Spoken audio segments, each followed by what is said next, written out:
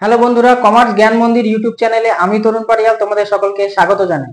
অ্যাকাউন্টেন্সির হিসাব শাস্ত্রের 2024-25 নতুন শিক্ষাবর্ষে নতুন সিলেবাসের প্রথম chapter introduction and theory base of accounting এর আরেকটি টপিক নিয়ে আজ আমি তোমাদের সামনে হাজির হয়ে গেছি। লাস্ট ভিডিওতে আমরা অ্যাকাউন্টেন্সির কনসেপ্ট, নেচার, ডেফিনেশন, অ্যাকাউন্টেন্সির classification and branches of accounting নিয়ে আলোচনা করেছিলাম। তোমরা যারা সেই ভিডিওটি দেখোনি অবশ্যই দেখবে। ভিডিওর লিংক আমি আজকের ভিডিওর আই বাটন এবং ডেসক্রিপশন বক্সে শেয়ার করে দিয়েছি, সেখান থেকে তোমরা ডাউনলোড করতে পারবে। আজকের ভিডিওতে আমরা আলোচনা করব বেসিক অ্যাকাউন্টিং টার্মস নিয়ে, যেখানে আমরা ক্যাপিটাল বলতে কি বোঝায়, উইথড্রল কি, ট্রানজ্যাকশনস কি, ট্রেড ডিসকাউন্ট কি, রিসিভেবল কি, ইনকাম কি, এক্সপেন্ডিচার কি, এক্সপেন্স কি, এই ধরনের যে বেসিক অ্যাকাউন্টিং টার্মস এগুলো নিয়ে আলোচনা করব। আগামী দিনে যে কটা চ্যাপ্টার তোমাদের সিলেবাসে দেওয়া রয়েছে সেই চ্যাপ্টারের বেসিক নলেজ আমরা আজকের ভিডিও থেকে কভার করব। তাই আজকের ভিডিওটি খুবই ইম্পর্টেন্ট, তাই ভিডিওটিকে লাস্ট অবধি অবশ্যই দেখবে। ভিডিওটিকে লাইক অ্যান্ড শেয়ার অবশ্যই করবে এবং তোমরা যারা চ্যানেলে নতুন অবশ্যই চ্যানেলটিকে সাবস্ক্রাইব করবে এবং পাশে থাকা অল নোটিফিকেশন বেল আইকনকে প্রেস করে দেবে সমস্ত নতুন টপিকের আপডেট পাওয়ার জন্য।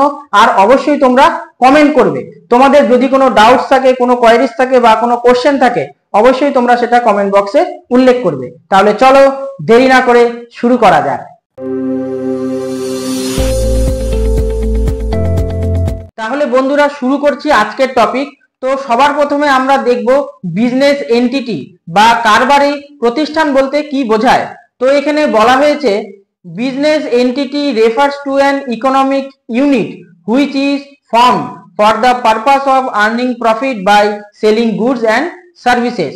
অর্থাৎ কারবারি প্রতিষ্ঠান বলতে সেই অর্থনৈতিক প্রতিষ্ঠানকে বোঝানো হয় যার মূল উদ্দেশ্যই হলো পণ্য এবং পরিষেবা বিক্রির মাধ্যমে যতটুক সম্ভব ম্যাক্সিমাম প্রফিট আর্নিং করা, মুনাফা অর্জন করা। বিজনেস স্টাডিজে কারবারি শিক্ষায় আমরা এই বিষয়ে অলরেডি আলোচনা করেছি। তোমরা যদি বিজনেস স্টাডিজের বিজনেস এন্টিটির বিষয়ে যদি কোনো নলেজ নিতে চাও তাহলে এর ওপরে আমি পুরো প্লেলিস্ট বানিয়ে রেখেছি, তোমরা সেই প্লেলিস্টগুলোকে শেয়ার করতে পারো। নেক্সট হলো ট্রানজ্যাকশনস অর্থাৎ লেনদেন। তো বলা হয়েছে transaction generally refers to giving and taking. অর্থাৎ লেনদেন বলতে কিছু দেওয়া এবং নেওয়াকে বোঝানো হয়।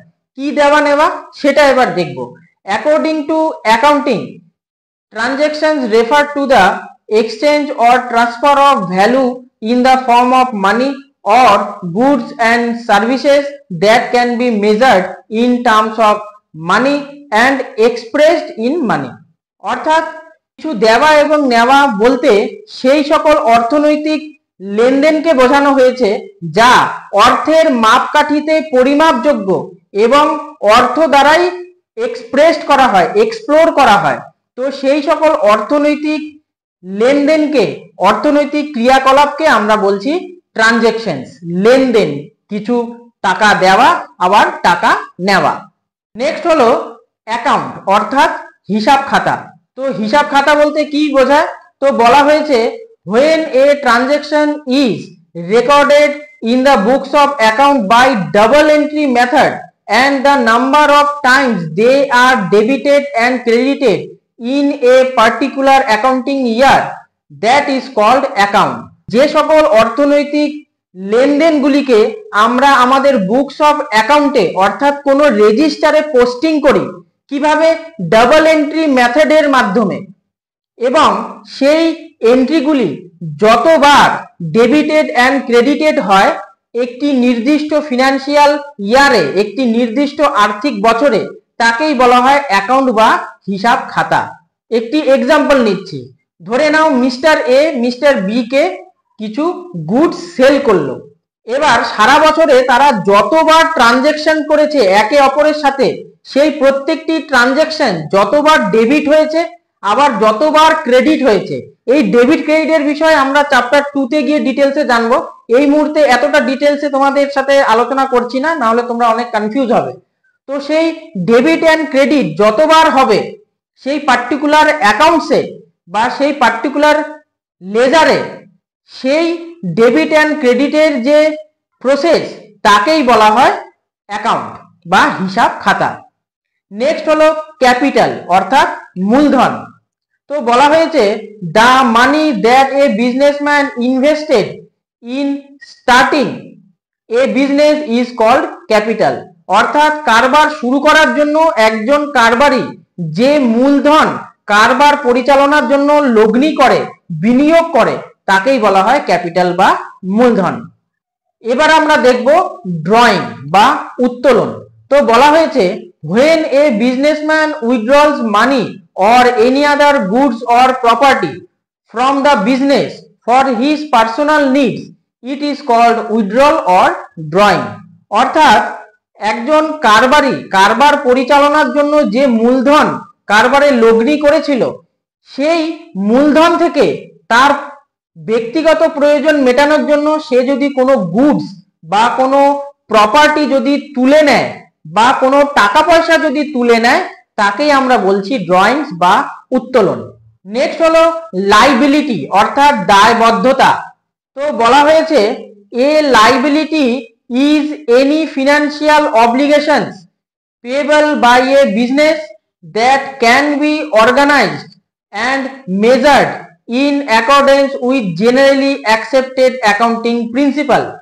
অর্থাৎ দায়বদ্ধতা বলতে সেই সকল অর্থনৈতিক অব্লিগেশনসকে, দায়কে বোঝায় যা একটি কারবার কর্তৃক নেওয়া হয় এবং যেটা মেজারেবল পরিমাপ করা যায় এবং রিকগনাইজড কার জেনারেলি অ্যাকসেপ্টেড অ্যাকাউন্টিং প্রিন্সিপালের, অর্থাৎ যে গ্যাপের যে নীতি রয়েছে সেই গ্যাপ নীতি অনুযায়ী রেকগনাইজড ট্রানজাকশনসকে যে দায়বদ্ধতা, তাকে আমরা বলি লাইবিলিটি। আরো সহজভাবে যদি বলি যে ধরে নাও আমরা রামের থেকে 1,20,000 টাকার কোনো লোন নিলাম এবং তার সাথে একটি মৌখিক চুক্তি হলো যে মিস্টার এ সেই রাম নামক ব্যক্তিকে প্রত্যেক মাসে 1,000 টাকা করে তাকে ফেরত দেবে। অর্থাৎ এই যে দায়বদ্ধতা, এই যে আর্থিক দায়বদ্ধতা, একেই আমরা বলি লাইবিলিটি। তো আমি এখানে কিছু এক্সাম্পল দিয়েছি, যেমন সানড্রি ক্রেডিটর, আনসিকিউরড লোন। তো এগুলোকে আমরা দায়বদ্ধতা বলতে পারি, যেগুলো আমরা ব্যালেন্স শিটে ক্রেডিট পোর্শনে দেখাই, লাইবিলিটিস পোর্শনে দেখাই। তো এই বিষয়ে আমরা ব্যালেন্স শিট যখন আলোচনা করব সেখানে আরো ডিটেলসে শিখবো। চ্যাপ্টার 2 তে তোমাদের ডেবিট এন্ড ক্রেডিট রুলস রয়েছে, গোল্ডেন রুলস অফ অ্যাকাউন্টস রয়েছে। তো সেখানে গিয়ে আমরা ডিটেলসে আলোচনা করব। আজকের টপিকে আমরা শুধুমাত্র অ্যাকাউন্টিং যে টার্মস রয়েছে সে বিষয়ে শুধুমাত্র আলোচনা করব, তার থিওরি নলেজ তোমাদের সাথে শেয়ার করব। এবার লাইবিলিটিকে আবার দুটি ভাগে ভাগ করা যায়, লং টার্ম লাইবিলিটি এবং short term liability. Long term liability কি, যেমন ব্যাংকের লোন অথবা ডিবেঞ্চার। আর শর্ট টার্ম লাইবিলিটি হলো ক্রেডিটার, বিল পেয়েবল, এই ধরনের যে অ্যাকাউন্টিং ট্রিটমেন্ট সেগুলোকে আমরা short term and long term liabilities হিসেবে সেগ্রিগেশন করতে পারি। নেক্সট হলো অ্যাসেট অর্থাৎ সম্পত্তি। তো বলা হয়েছে an asset in any economic asset owned by an entity that is recognized and measurable in accordance with the principle of universal accounting. অর্থাৎ সর্বজন গ্রাহ্য যে অ্যাকাউন্টিং এর যে নীতি, যে ফর্মুলা, যে মেথড, সেই নীতি অনুযায়ী স্বীকৃত এবং পরিমাপযোগ্য যে সকল সম্পত্তি একটি প্রতিষ্ঠান ওন্ড করে, অর্থাৎ যে সকল সম্পত্তির ওপরে একটি প্রতিষ্ঠান বা একটি ব্যক্তির নিজস্ব মালিকানা রয়েছে, সেই সকল সম্পত্তিকে আমরা বলছি অ্যাসেট। এবার অ্যাসেটকে আমরা মূলত দুটি ভাগে ভাগ করতে পারি, কারেন্ট অ্যাসেট এবং নন কারেন্ট অ্যাসেট। কারেন্ট অ্যাসেট কি, যেটা চলতি সম্পত্তি, যেটা চলমান, আসছে যাচ্ছে। আর নন কারেন্ট অ্যাসেট হলো যেটা স্থির, অর্থাৎ যে ধরনের অ্যাসেটের কোনো মোবিলিটি নেই, কোনো যেটা মুভমেন্ট হচ্ছে না, একদম স্থির রয়েছে। তো কারেন্ট অ্যাসেটের কিছু এক্সাম্পল রয়েছে, যেমন স্টক প্রোডাক্ট, ক্যাশ, ব্যাংক। তো ক্যাশ ব্যাংকে কি হয়, যে আমরা যখন কোনো লেনদেন করি, যখন কোনো ট্রানজাকশনস করি, তখন ক্যাশ নিই আবার ক্যাশ দিই, ব্যাংকে আমাদের টাকা আসে আবার টাকা চলে যায়, অর্থাৎ কন্টিনিউ এগুলো মুভ হতে থাকে, চলমান, কমছে বাড়ছে।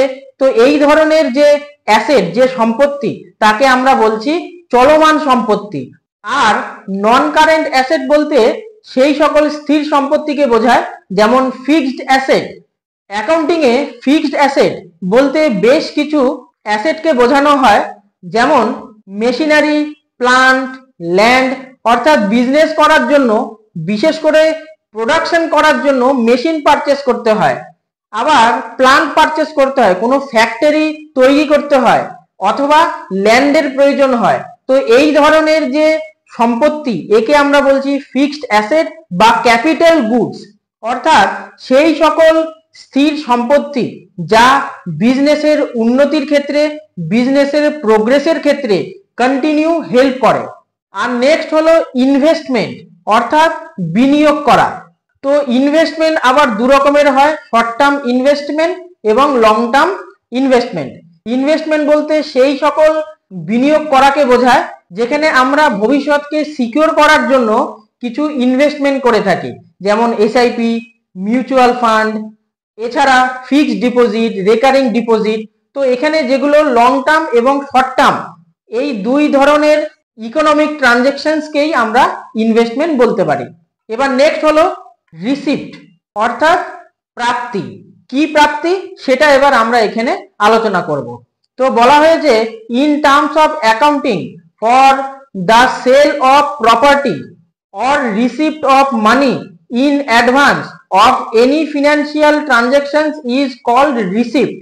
অর্থাৎ প্রাপ্তি বলতে সেই সকল অর্থনৈতিক ট্রানজাকশনসকে বোঝানো হয় যেখানে প্রপার্টি সেল, সম্পত্তি বিক্রি, অথবা কোনো টাকা পয়সার লেনদেনের সময় অ্যাডভান্সে যদি সেই টাকা যদি কালেক্ট করা হয়, তাকে আমরা বলছি রিসিপ্ট বা প্রাপ্তি।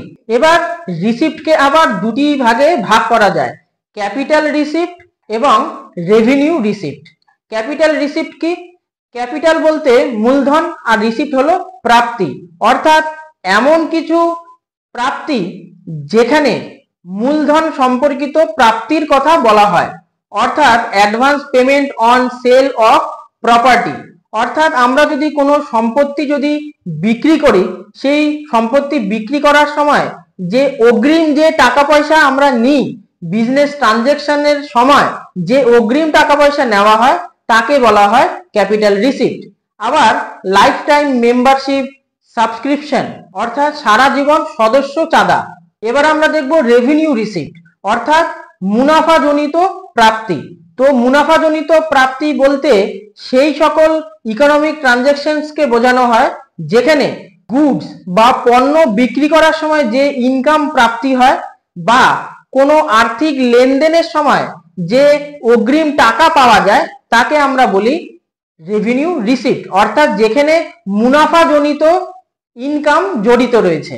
যেমন income from sale of goods, পণ্য বিক্রির থেকে যে ইনকাম আসে, অথবা অ্যামাউন্ট রিসিভড অ্যাজ ইন্টারেস্ট, অর্থাৎ সুদ হিসাবে কোনো টাকা যদি আমরা অগ্রিম পেয়ে যাই।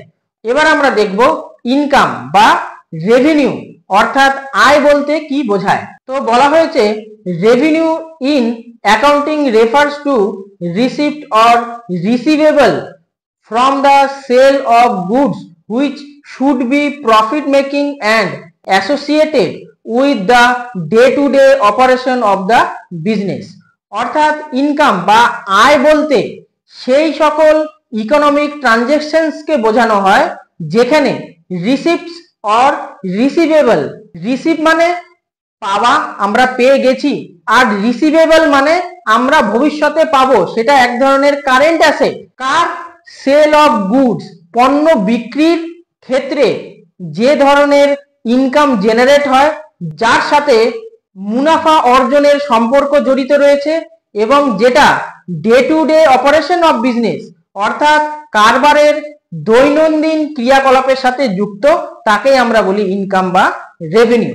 যেমন income from rent, income from commission, income from discount. এবার ইনকামকে আবার দুটি ভাগে ভাগ করা যায়, ডাইরেক্ট ইনকাম এবং ইনডাইরেক্ট ইনকাম। ডাইরেক্ট ইনকাম কি? Direct income related to business operations and link with direct sale. আর ইনডাইরেক্ট ইনকাম বলতে বোঝায় not direct link with business or sale, অর্থাৎ যেটা ডিরেক্টলি বিজনেস বা সেলের সাথে লিঙ্কিং নয়। এবার আমরা দেখব এক্সপেন্ডিচার অর্থাৎ ব্যয়। তো ব্যয়ের যদি সংজ্ঞা আমরা দেখতে চাই তাহলে সেটা এরকম হবে, the amount of money that a business has spent or plans to spend on goods and services is known as expenditure. অর্থাৎ ব্যয় বলতে সেই সকল ইকোনমিক ট্রানজ্যাকশনকে বোঝায় যেখানে একজন ব্যক্তি বা একটি প্রতিষ্ঠান কোনো কিছু ব্যয় করার কথা ভাবছে বা ব্যয় করার পরিকল্পনা করছে, তাকে আমরা বলতে পারি এক্সপেন্ডিচার বা ব্যয়। এবার এক্সপেন্ডিচারকে মূলত তিনটি ভাগে ভাগ করা হয়, ক্যাপিটাল এক্সপেন্ডিচার, রেভিনিউ এক্সপেন্ডিচার আর deferred revenue expenditure. Capital expenditure বলতে মূলধনী ব্যয়কে বোঝানো হয়। যেমন আমরা যদি কোনো ক্যাপিটাল গুডস পারচেস করি, অর্থাৎ কোনো মেশিনারি পারচেস করি, কোনো ল্যান্ড পারচেস করি, কোনো প্ল্যান্ট পারচেস করি বা কোনো কার পারচেস করি, যেটা আমাদের বিজনেসের ডেইলি অপারেশনের সাথে ডিরেক্টলি লিঙ্ক, যেখান থেকে ভবিষ্যতে কোনো ইনকাম আসার চান্সেস রয়েছে, যেখানে ভবিষ্যতে ম্যাক্সিমাম প্রফিট মেকিং এর চান্সেস রয়েছে, তো সেই সকল ইকোনমিক ট্রানজ্যাকশনসকে আমরা ক্যাপিটাল এক্সপেন্ডিচার বা মূলধনী ব্যয় বলে আখ্যায়িত করতে পারি, যেমন মেশিন পারচেস করা।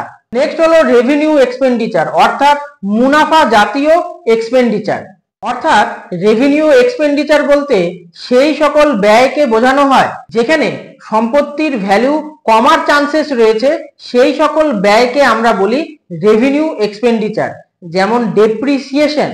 আর লাস্ট হলো ডিফার্ড রেভিনিউ এক্সপেন্ডিচার অর্থাৎ বিলম্বিত মুনাফা জাতীয় এক্সপেন্ডিচার, যেমন অ্যাডভার্টাইজমেন্ট এক্সপেন্স অর্থাৎ বিজ্ঞাপনের যে খরচ।